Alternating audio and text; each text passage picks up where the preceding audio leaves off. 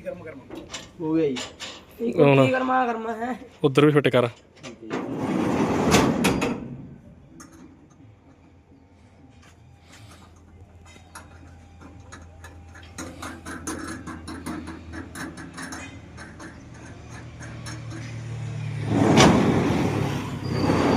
gate ला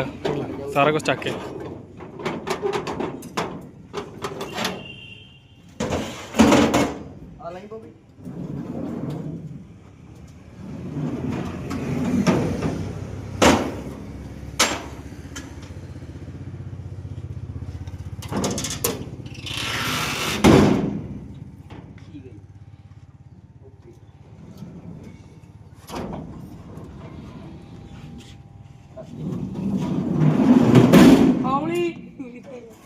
धरती दोबारे